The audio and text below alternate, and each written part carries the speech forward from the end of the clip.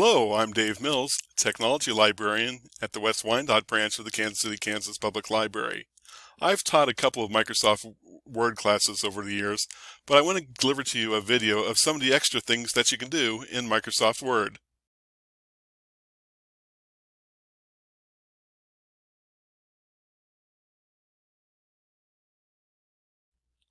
When you get ready for your session in Microsoft Word, sometimes it's a good idea to take a look and see what the ribbon offers you. And in particular, I'm going to take a closer look at my font settings here. Before I type in anything, Microsoft is telling me that I'm going to type in Arial and size 8. However, I don't want that. So it might be a good idea to change those default settings to a typeface and size that you want to use. And to do that, click on the dialog box launcher from the font section and then go ahead and make the changes. So right here I have Arial. I actually want Times New Roman, so I might have to scroll down to find Times New Roman. And there it is. And then I want to change it from size 8 to size 12. And before I click OK, I should probably go ahead and click Set as Default. A pop-up screen appears asking you, do you want to just do this for this document only or for future use of Microsoft Word? I'm going to click the second radio button here, and as such, when I click OK, any future use of Microsoft Word will allow me to use Times New Roman and size 12. So if I exit out of this document and decide to create a new document, Microsoft now shows me my choice, Times New Roman and size 12.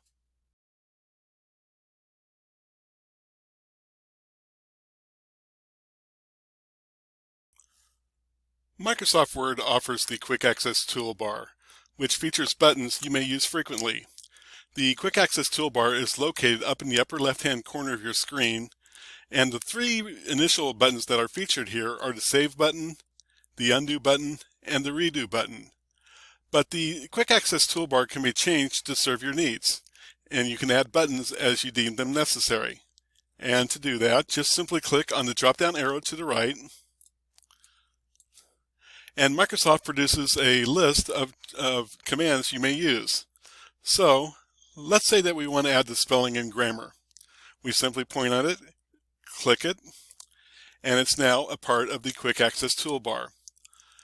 But also Microsoft gives you a second way by which you can manage the Quick Access Toolbar.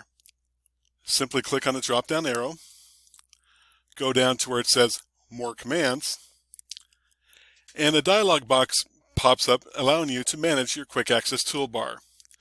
The window to the left here are a listing of all the potential commands you can add to the Quick Access Toolbar. The window to the right are all the commands that are now part of the Quick Access Toolbar. So let's say that we want to add the centering button to the Quick Access Toolbar.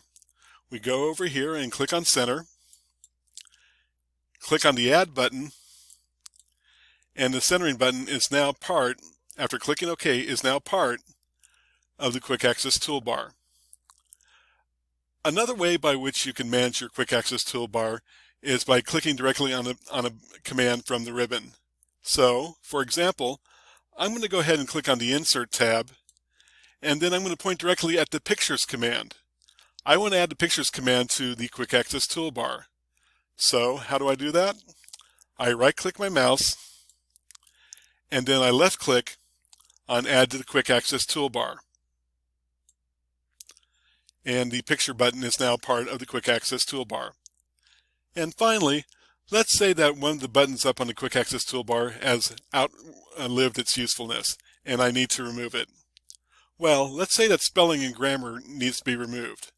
I can simply right-click on spelling and grammar on the Quick Access Toolbar and left-click on Remove from Quick Access Toolbar, and the spelling and grammar command disappears.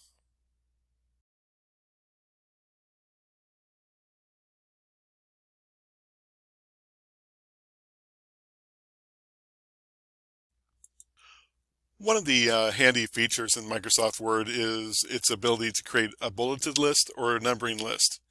And if you use the ribbon, you can go to the Home tab and the Paragraph section and either click on the Bullets button or the Numbering button. But did you know that you can also use your keyboard and generate these bullets and numbers without going to the ribbon? Here's how. First of all, I want to create a bulleted list on my screen here.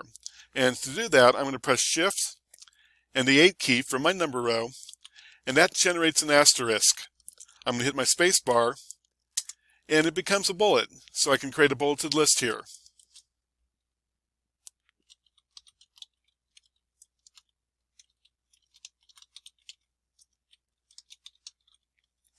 And then once I'm done with my list here, I can press Enter twice to get back into normal typing mode. Now you can also create numbers using the same method. But in this instance, I'm going to type in a 1 and a period, hit my space bar, and now I can do a numbered list. So,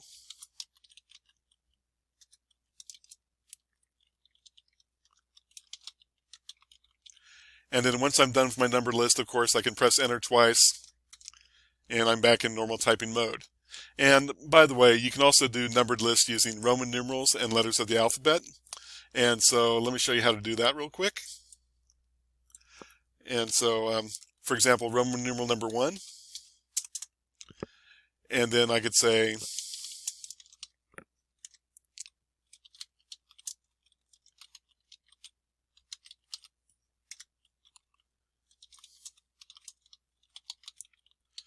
and of course, once I'm done with my list, I hit Enter twice. And then also with letters of the alphabet.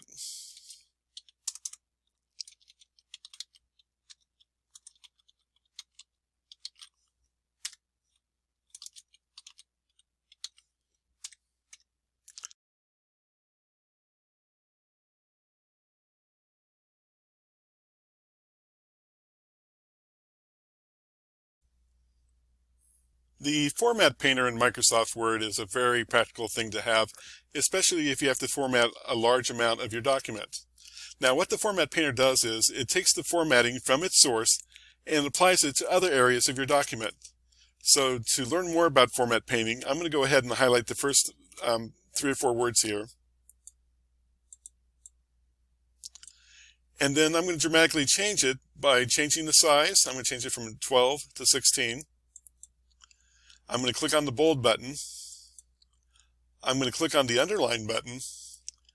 And then I'm going to go over to the font color button and choose the color green.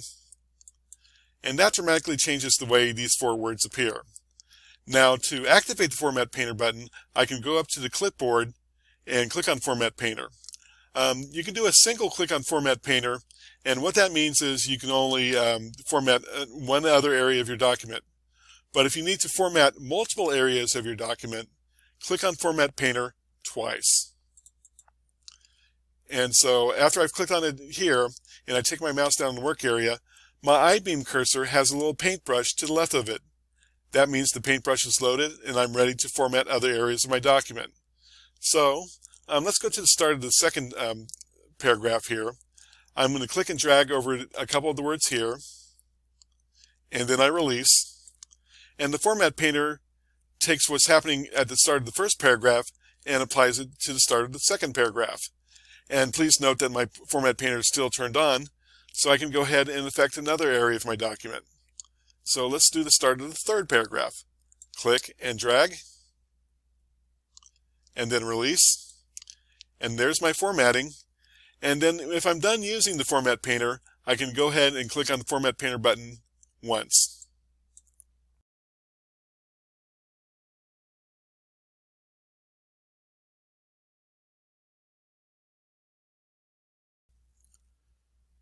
Sometimes when you're creating a Microsoft Word document, you want to include a screen capture to accentuate what you have to say in your document. Now, what exactly is a screen capture? Well, it's the ability of the computer to copy and send to the clipboard a picture or an image for the purpose of pasting it into your Microsoft Word document. Now, this particular document talks about a potential trip to the National Baseball Hall of Fame in Cooperstown, New York. And in my research, I came up with this picture from the National Baseball Hall of Fame website that I might want to include in my document here. Now, in order to transfer this into my Microsoft Word document, I might have to do a screen capture. Now, how do I do a screen capture? Well, on my ribbon here, I'll go to the Insert tab, go over to Screenshot and click there, and then this image right here is the actual screen capture, or an actual window of my Google Chrome. And when I click on it, Microsoft will insert the entire screen capture onto my document. Now, this picture, of course, will be subject to cropping and image manipulation. But let's say that I'm not satisfied with this right here. I can simply click on it to delete it.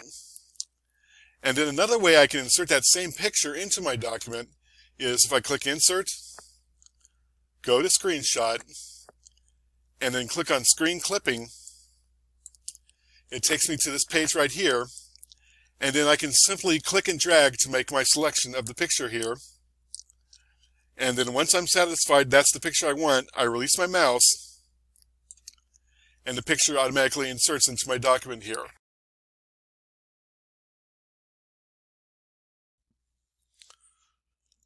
Now, the first example of screen capture captured an image from an open browser window. In this case, it was Google Chrome. But you can also capture a screen image from another program that's running concurrently on your screen. In my example here, I have Microsoft Word opened up, but I also am running Microsoft Excel, and here's the spreadsheet. What I want to do is I want to screen capture the spreadsheet and insert it into my Microsoft Word document. And screen capture can do that for you. Here's how. I'm going to go to the Insert tab on my ribbon and go to Screenshot. I click, and here's the actual image I can use. I click, and Microsoft inserts the entire screen capture in my image right here. Now, this will be subject to cropping and editing. And let's say that I don't want all this element of my spreadsheet here. There's another way to do a screen capture. So let me delete this first of all. And then once again, I'm going to go back to Insert, go to Screenshot, and click. And I'm going to go ahead and click on Screen Clipping. That takes me back to the window that I just worked with. And then I can do a click and drag to capture elements of the screen that I want. And then once I'm satisfied that I selected the right amount of screen here, I release my mouse, and it's now inserted into my Microsoft Word document.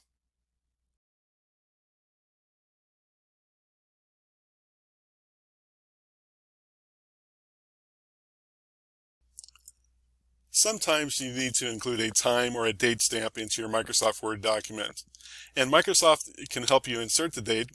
First of all, if you go up to the Insert tab and click on Insert, and then go all the way over to the text section and click on the Date and Time button, that opens up the Date and Time dialog box. Here's the time and date represented in different styles and formats here. I'm going to select July 14th, 2021. But before I click OK, I want to show you the Update Automatically checkbox. What that means is, when checked, Microsoft will always show the present date on whatever date you edit this particular document. So let me put a check mark here.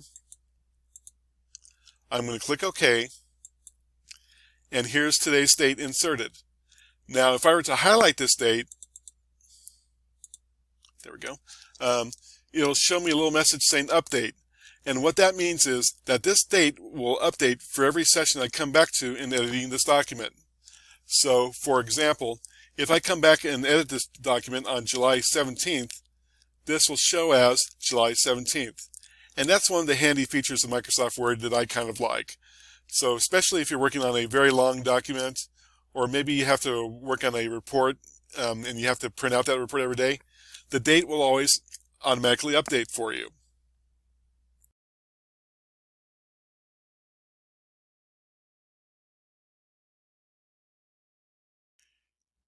If you have many pages in your Microsoft Word document, then it might make sense to add page numbering.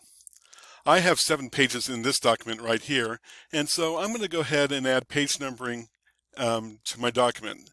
And to do that, I'm going to click on the Insert tab, and then I'm going to take my mouse pointer all the way over to the header and footer section and click on the page number button.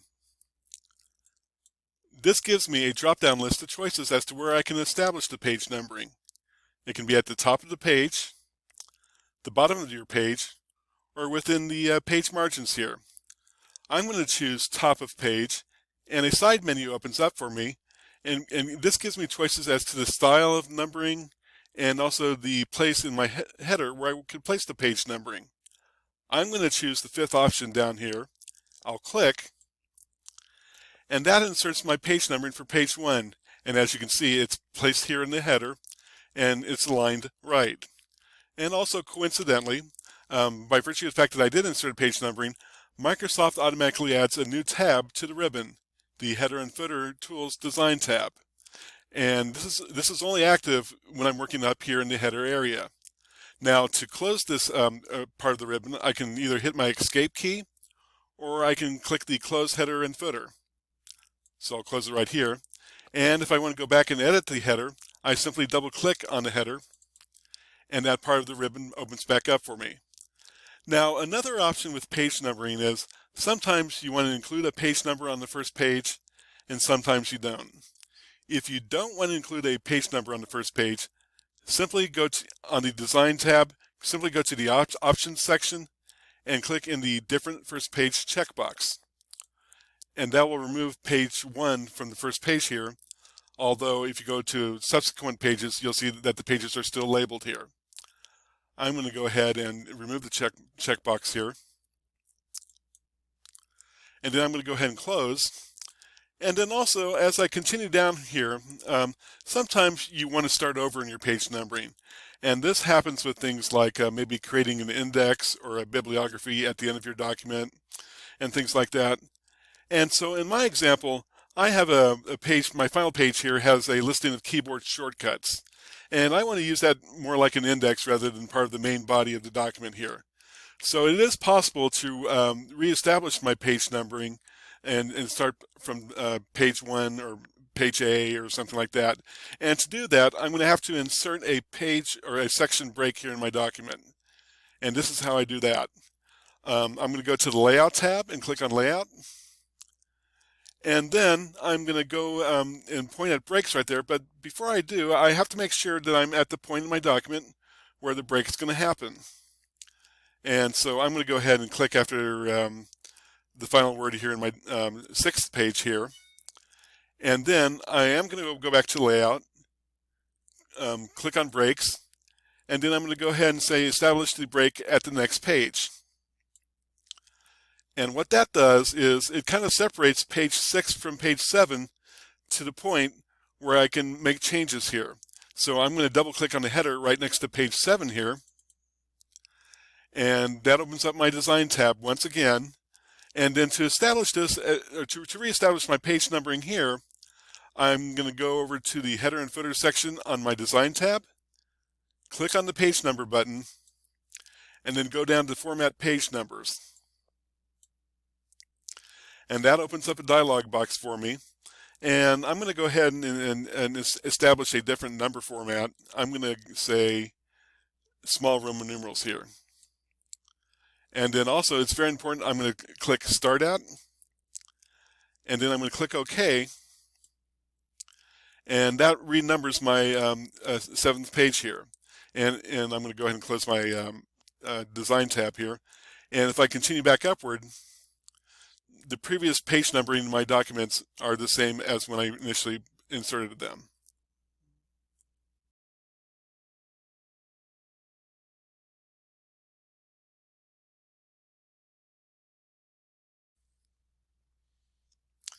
Sometimes you might come across a Microsoft Word document and you realize that the document was not typed in English, but a different language.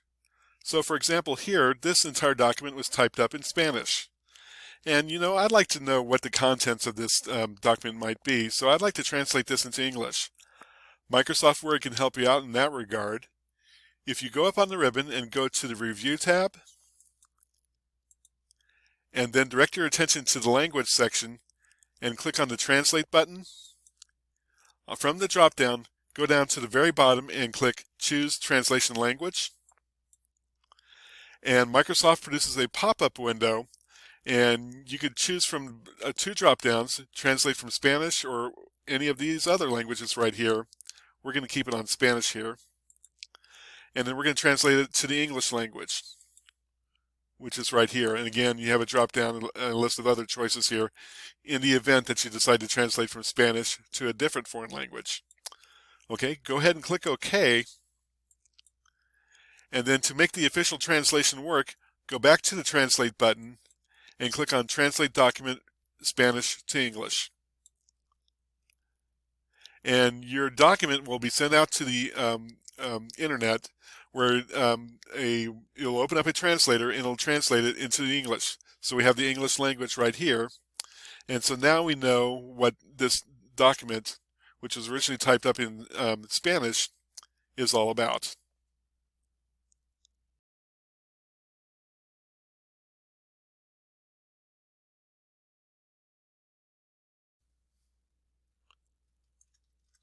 Sometimes you might be working with a very long document in Microsoft Word. And by length, I mean anywhere from 10 pages to maybe 100 pages, 500 pages. And as a result, simple scrolling does not do the trick for you.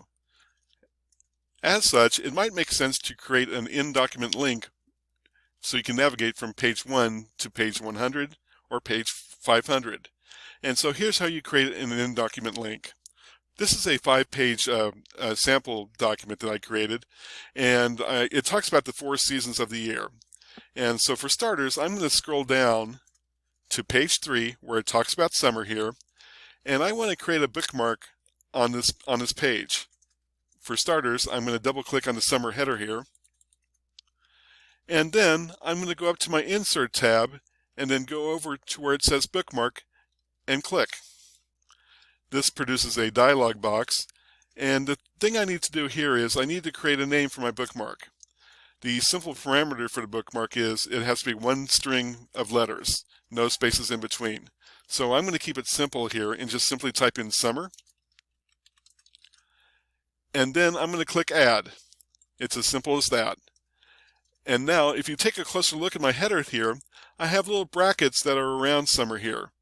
And some Microsoft Word programs will have a setting where it shows you the brackets here, indicating that you've successfully created the bookmark. I'm going to do a Control Home to get back to the top of the page here. And now I need to create a hyperlink that links to the page 3, that page that talks about summer. So I'm going to double click on the summer label here. I'm going to go up and click on the hyperlink. That opens up the Insert Hyperlink dialog box. And then I'm going to take my mouse to the right and click on Bookmark. And Microsoft houses my names of my bookmark that I've created here. So here's summer. I'm going to go ahead and click to highlight. I click OK. I click OK. And the summer hyperlink is now created. And I'll demonstrate this one more time. So I'm going to go ahead and go down to the second page, which talks about spring. I double click on spring. And then remember, I go to Insert and click on Bookmark. And then I give a name to my second hyperlink here. We'll call it Spring. I click Add. And quick inspection shows that I was successful in creating the bookmark. I go back to the top of the document, double click on the Spring label here. On Insert, I go to Hyperlink. I click on Bookmark, click on Spring, and then click OK twice. And so now I have 2 hyperlinks created here. Now to test your hyperlinks, it's a simple matter of pointing your mouse at a hyperlink, pressing and holding Control on your keyboard, and left clicking your mouse. Okay, so the spring hyperlink works. And then if I tried for the summer, remember I point, Control, click, and the summer hyperlink works.